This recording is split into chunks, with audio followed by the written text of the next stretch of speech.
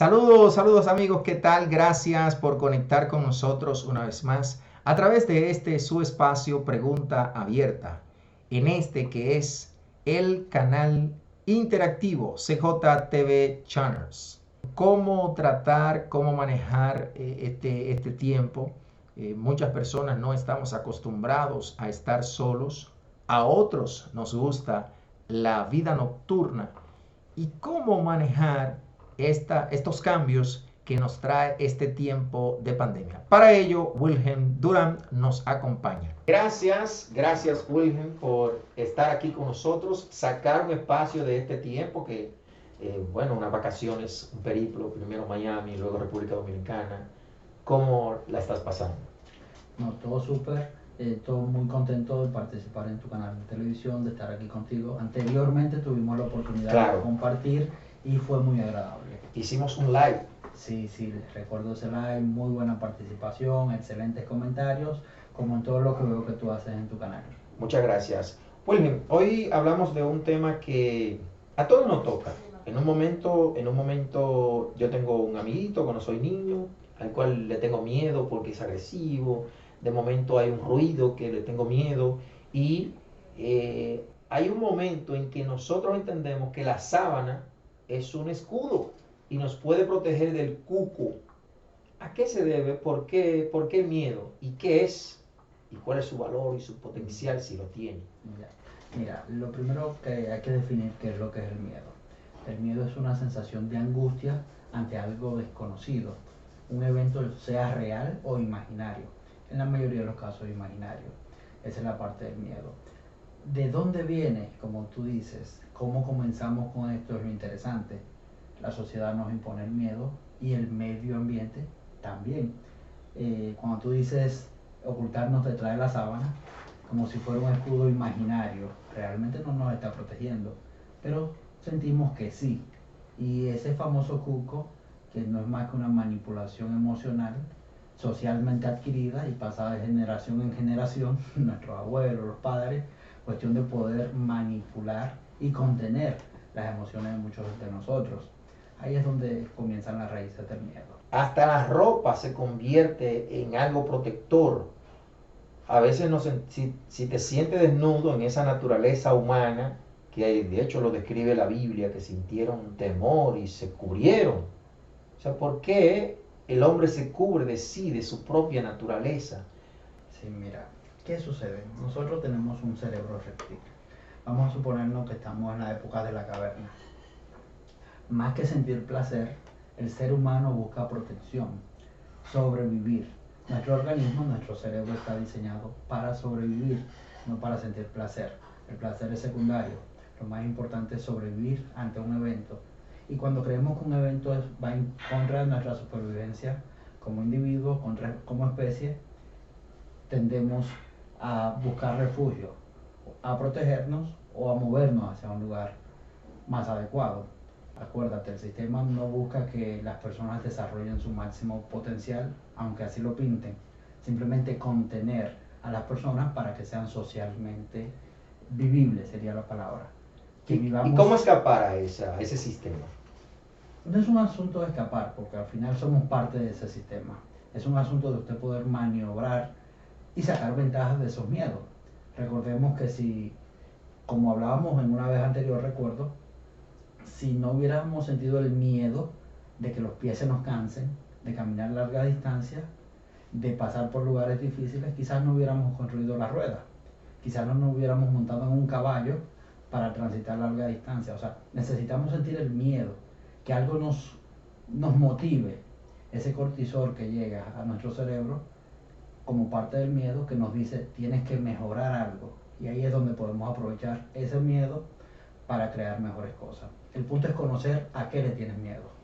Es decir, que el miedo se manifiesta en todo el quehacer humano, en todas las actividades. En todo, cuando te le vas a declarar a una noviecita, cuando vas a pasar un examen, cuando vas a decirle la verdad o la mentira a tus papás, cuando te comes la comida de tu hermano siendo pequeño, o sea, cuando te vas a levantar por primera vez de la cama o intentas moverte siendo un bebé, sientes miedo.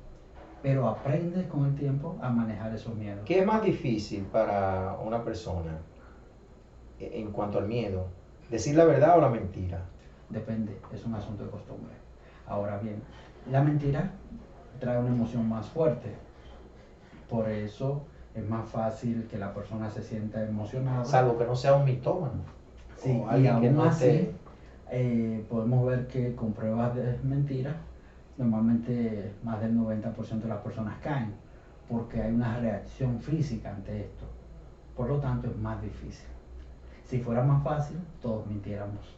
Y de hecho, todos decimos pequeñas mentiras todo el resto del día. Sí, la vida, la mentira a veces también es necesaria. Es parte Vi una de- película llamada La invención de la mentira, Ya.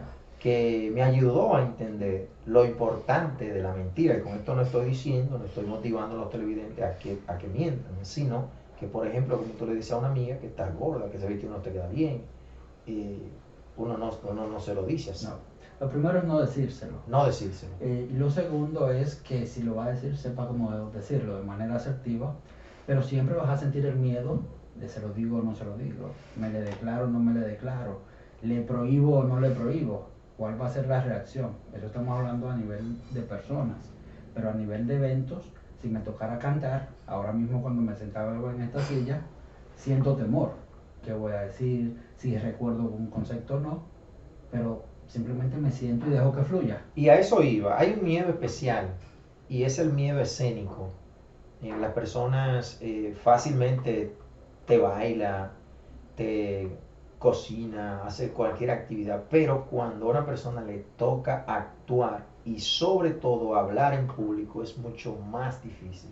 Nosotros a lo largo de nuestra experiencia como docente en el campo de la oratoria, notamos eso, que una persona puede ser introvertida, extrovertida, pero al momento de hablar se cohíbe. ¿Por qué el miedo al hablar en público? Tengo una gran amiga, oradora, excelente oradora, que dice hablar se aprende hablando. Y como en todo, a hacer se aprende haciendo. El que va a empezar a hablar, el que va a empezar a actuar, el que va a cantar algo en público, siente temor. Lo único que se ha preparado para enfrentar ese temor al momento de salir. O sea, todos lo sentimos, los grandes actores lo sienten, aunque no parezca, pero hacen una especie de ritual para controlar eso que sienten y luego ya permiten que fluya. De hecho, el maestro, el extinto ya maestro don Freddy Verascoico, en un momento dijo que siempre se siente miedo a actuar en público. Pero en un momento dijiste que es a lo desconocido. ¿Por qué si una persona ya tiene experiencia hablando, siempre en cada actuación se presenta ese miedo? Porque realmente tú tienes una proyección de lo que va a ser el futuro, pero todo futuro es desconocido. O sea, tu cerebro lo sabe y lo entiende así, por más que te prepares. Bien, aunque ya hay una experiencia, pero no desconoce el momento, el tiempo presente, la Sí. actualidad. ¿Qué viene a partir de ahí? O sea, lo he hecho otras veces, pero ¿qué tal ahora? Mi voz, ¿cómo sale? Anoche hice tal cosa, quizás no va a salir igual. O sea, hay muchos factores y el cerebro juega un papel determinante, te pone trabas. El cerebro, su trabajo es ahorrar energía, hacer que el cuerpo funcione con la menor cantidad de energía posible. Entonces, si él te puede hacer callar y que tú no salgas al escenario, lo va a hacer. Por eso hay que educarse. Y están las anclas. Las anclas son cosas que quizás tú como orador, locutor, los actores lo saben. Rituales que ellos hacen antes, palabras, no son mágicas, pero sí Ejercicios. ejercicios. Hay un gran coach y uno de los mejores oradores a nivel mundial, Tony Robbins, que hay una canción que él se la canta antes de subir al escenario ante 50.000 personas y es uno de los mejores del mundo. Pero él tiene su proceso porque sabe que se va a enfrentar a algo nuevo. Si esa canción o si ese ejercicio no se hace, puede pasar algo. Pudiera. Quizás no. Pero simplemente es una O llega un forma. momento en que ya no es necesario hacer No. eso. Siempre va a ser necesario tener tus anclas, puesto que eso te va a dar cierto confort.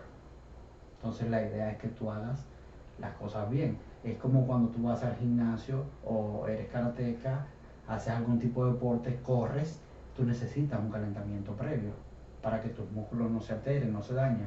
Entonces cuando tú vas a hacer algún tipo de presentación, los cantantes que hacen un la, ese tipo de cosas, simplemente es crear un ritual que caliente tu sistema nervioso, que caliente tu cerebro para moverte a hacer lo que viene. Y en cuanto ya pasando al campo del emprendimiento, las ventas, los negocios, el miedo está presente ahí también. Todos los días. Tienes miedo a no vender, tienes miedo a que las personas no consuman tu producto, que no vean tu canal, que te pongan una competencia al lado, no lograr completar lo de la renta del mes, lo de los empleados. Y ese miedo hace que tú produzcas más. Es por eso que muchas veces la gente no es colaborativa, no es colaboradora con alguien que va a hacer un negocio igual que su naturaleza, o hay otras razones. O sea, ¿por qué en vez de yo ayudar, colaborar con alguien que va a emprender en un campo en el que ya yo tengo experiencia y le puedo ayudar, le puedo servir de coach, de acompañamiento? ¿Por qué hay una negación en primera instancia? Es un asunto social. Hay países donde una persona llega, por ejemplo los judíos, parte de los chinos, algunos árabes, llega un compueblano, va a instalar un negocio y muchas veces entre todos tienen una cooperativa para ayudar a que ese negocio florezca. Los hispanos, los occidentales sobre todo, para no decir solamente los hispanos, creemos que el del lado nos va a robar la idea. Y no, hoy día el tema es la cooperación. Nos hemos dado cuenta que cooperar, referir, lo que yo no tengo el otro lo puede tener, lo que yo no ofrezco, quizás mi vecino del lado, la idea del otro quizás me pueda ayudar con algo mío y viceversa. O sea, ese apoyo, ese referimiento. Es decir, es algo cultural que sí podemos romper. Así es. Eso es como no digas las cosas buenas que tú quieras hacer porque te la copian o no se te dan. Sí, he escuchado mucho eso. ¿Qué tan cierto es? Realmente, el punto de decir las cosas es que el cerebro entiende que ya las hizo. El cerebro no entiende de cosas materiales, de cosas ya hechas. Si tú hablas mucho de algo, tu cerebro te baja la emoción porque entiende que ya está hecha. ¿Cuáles son las herramientas conductuales para superarlo, enfrentarlo y sacarle ventaja al miedo? ¿Cómo yo me hago aliado del miedo? Ok, mira, lo más importante es tú conocer cuál es tu miedo, qué es lo que te está impidiendo avanzar. Es decir, cada persona tiene un miedo diferente. Cada persona reacciona ante los eventos de manera diferente. Mi conducta está basada en algo que yo aprendí. Es por eso que una persona puede acariciar un perro, una culebra, una serpiente, montarse en un caballo, pero hay otros que simplemente no pueden. No puede. Aquel que acaricia una serpiente posiblemente no se monte en un caballo. Así es. Y pues pueden ser habilidades. Mira, yo puedo ver habilidades en eso. Aquel que puede hacer, aquel que puede correr en el motor y este que lo puede hacer en un skateboard o en una bicicleta, son habilidades diferentes. Por lo tanto, tenemos miedos diferentes. Exacto. Así mismo, Carlos. Como tenemos habilidades o desarrollamos habilidades, también creamos miedos diferentes, nos crían con miedos diferentes o tenemos experiencias diferentes. Porque quizás si yo me caí en un momento determinado, de una forma determinada, y viví una mala experiencia, a partir de ahí me restrinja de ir a ese lugar o a un lugar parecido. En tu caso, que quizás no tuviste la misma experiencia y nadie te la cuenta, tú vas a ese lugar de manera natural y puedes pasar por el mismo lugar. O sea, muchas veces dependiendo de la experiencia que hemos tenido, el aprendizaje que hubo es donde vamos a tener determinado miedo. Entonces, ¿qué hacemos? Ya cuando el primer paso es descubrir, determinar a qué le tengo miedo. Exacto. Y si ese miedo realmente es una barrera, porque puede ser que yo tenga miedo a algo, pero no sea necesario. Si le tengo miedo a las alturas, y si nunca voy a experimentar las alturas, pues entonces vivo con ese miedo. Simplemente no. O tú recomiendas enfrentar el miedo? Depende de lo que usted quiera hacer. Porque si usted no tiene necesidad de ir a un lugar de altura, no le provoca, no hay para qué enfrentarlo. Ahora bien, si usted sueña con ir a esa colina, montarse en ese avión o en ese paracaídas, pero tiene el miedo, entonces usted debe trabajarlo. Y como la vida es, el futuro es impredecible, es bueno enfrentar, diría yo, todos los miedos. Sí.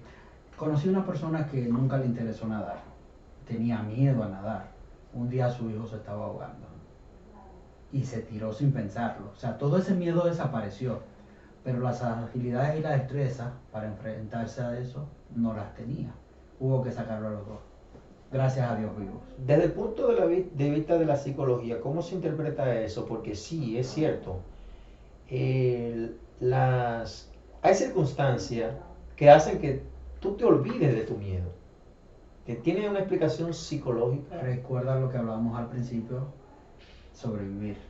Nuestro cerebro, todo lo que esté en contra de su supervivencia, va a tratar de enfrentarlo.